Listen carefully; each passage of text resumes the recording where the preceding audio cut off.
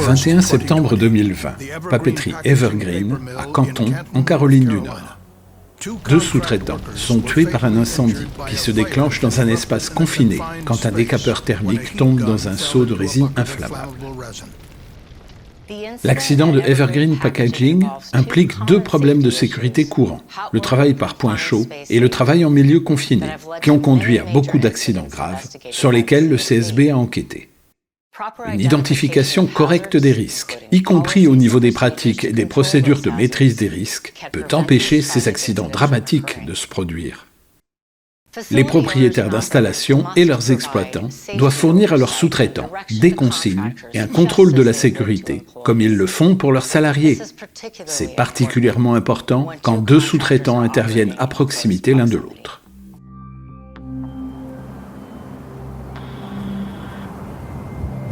Courant septembre 2020, Evergreen Packaging effectuait un arrêt programmé, durant lesquels des travaux de maintenance étaient entrepris dans l'ensemble de l'installation.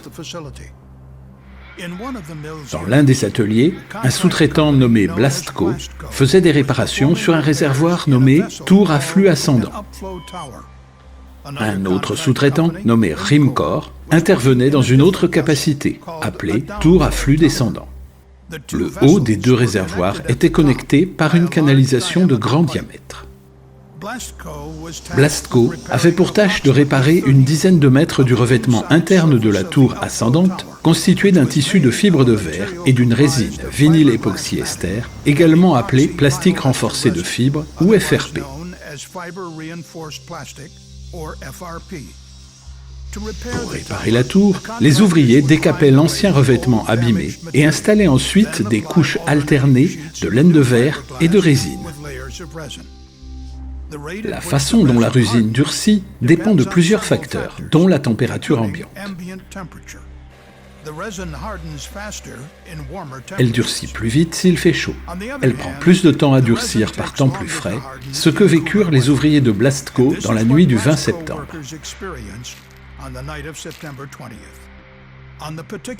Pendant cette nuit particulièrement fraîche, la couche de laine de verre glissa le long du mur de la tour montante avant que la résine puisse durcir. Les ouvriers de Blastco tentèrent de corriger le problème de plusieurs façons, mais sans succès, et continuèrent à chercher une solution. Un peu après 2 heures du matin, le 21 septembre, 2 ouvriers de Blastco utilisent un décapeur thermique pour réchauffer la résine, afin qu'elle durcisse plus vite. L'équipe Blastco ne prévient de l'utilisation de ce décapeur ni Evergreen, ni les employés de Rimco qui travaillent dans la tour adjacente.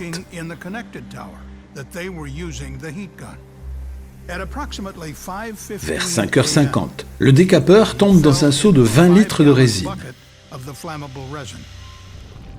Le feu jaillit à l'intérieur de la tour ascendante. Les employés de Blastco ne sont pas munis d'extincteurs ou d'autres moyens d'extinction. Ils évacuent rapidement. Les flammes et la fumée de l'incendie se propagent rapidement par la canalisation de connexion entre les 2 tours vers la tour descendante, où 2 ouvriers de Rimco travaillent. Ils sont submergés par les fumées et incapables de s'échapper. Ces 2 ouvriers sont tués. Durant son enquête, le CSB a identifié 4 problèmes de sécurité qui ont conduit à l'accident d'Evergreen Packaging. Sécurité des travaux par point chaud, planification de l'intervention, sécurité des travaux en milieu confiné et utilisation de matériaux de construction combustibles. La sécurité des travaux par point chaud est un problème essentiel que nous avons identifié pendant notre enquête. Nous avons découvert que les employés de Blastco n'ont pas identifié le décapeur comme une source d'inflammation. Un permis de feu adapté et des mesures de sécurité pertinentes n'ont pas été mises en place. Le CSB a découvert que le décapeur pouvait atteindre des températures supérieures au point éclair de la résine et à sa température d'auto-inflammation. Par conséquent, il aurait dû être considéré comme une source d'inflammation et son utilisation aurait dû être considérée comme un travail par point chaud par Evergreen et Blastco. Mais les ouvriers de Blasco n'avaient pas identifié l'utilisation du décapeur comme présentant un risque de type travail par point chaud, car il n'engendrait ni flamme, ni étincelle, et il n'avait informé ni Evergreen ni Rimcor de son utilisation. Si Blasco avait identifié l'utilisation du décapeur comme un travail par point chaud, ses propres procédures n'auraient pas autorisé son utilisation dans un lieu confiné, en présence de résine inflammable. Il est important que les entreprises forment leurs employés aux différents travaux par point chaud. Certains travaux par point chaud, comme les décapeurs thermiques, ne produisent ni flamme ni étincelle. Blasco devrait mettre à jour ses procédures et programmes de formation pour inclure les outils qui ne produisent ni flamme ni étincelle et peuvent cependant être des sources d'inflammation. Un autre problème de sécurité identifié par le CSB est le manque de planification de l'intervention. Les ouvriers de chez Blasco n'étaient pas suffisamment formés à l'utilisation de la résine par temps froid et n'avaient pas de méthode pour investiguer le problème du durcissement trop lent de cette résine dans ces conditions. Par exemple, le CSB a découvert que Blasco avait sur le site 2 tambours de chauffage qui auraient pu réchauffer la résine en toute sécurité en dehors de la tour, ce qui aurait supprimé le besoin du décapeur. Mais comme ces équipements n'avaient pas été identifiés pendant la préparation de l'intervention comme pouvant être utiles aux intervenants, ils n'avaient pas été mis en place pour être utilisés, et les ouvriers ne pouvaient pas savoir où ils se trouvaient. En conséquence, les ouvriers ont dû utiliser à la place le décapeur, ce qui en définitive a provoqué l'inflammation de la résine dans la tour montante. Les travaux par point chaud devraient être évités si une alternative plus sûre existe. Une planification efficace de l'intervention aurait pu empêcher cet accident. Blasco aurait dû utiliser une grille de dépannage en cas de température basse, ou aurait dû retarder l'intervention dans l'attente d'une température ambiante plus élevée. Le troisième problème de sécurité identifié par le CSB est le travail en milieu confiné. Les tours montantes et descendantes chez Evergreen étaient classées comme espaces confinés nécessitant un permis. L'OSHA exige que l'entrée dans un espace confiné cesse, entre autres, si une situation qui n'est pas prévue dans le permis se produit dans ou à côté de la zone concernée. La procédure espace confiné de Blasco contenait une exigence similaire. L'utilisation du décapeur, source d'inflammation, était une situation non admise par le permis espace confiné. Mais Blasco n'avait pas envisagé le risque d'inflammation. De ce fait, Blasco n'a pas fait cesser les entrées dans l'espace confiné quand le décapeur y a été introduit. Le CSB a également découvert qu'aussi bien Evergreen que Blasco ou Rimcor considéraient la tour montante et la tour descendante comme des espaces confinés différents et indépendants, alors que les deux tours étaient connectées par un tuyau de liaison. Des entretiens avec les deux sous-traitants ont révélé qu'ils avaient chacun mené des analyses de risque séparées, uniquement pour la tour dans laquelle ils travaillaient. Chacun n'était que vaguement au courant de ce qui se passait dans l'autre tour.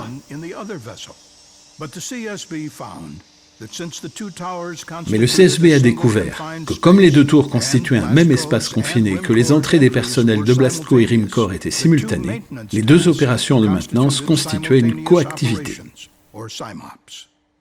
Une coactivité est définie comme un ensemble d'activités se déroulant à proximité les unes des autres, dans l'espace et dans le temps, et qui peuvent interférer ou entrer en conflit, augmentant les risques liés à chaque activité ou en faisant apparaître de nouveaux.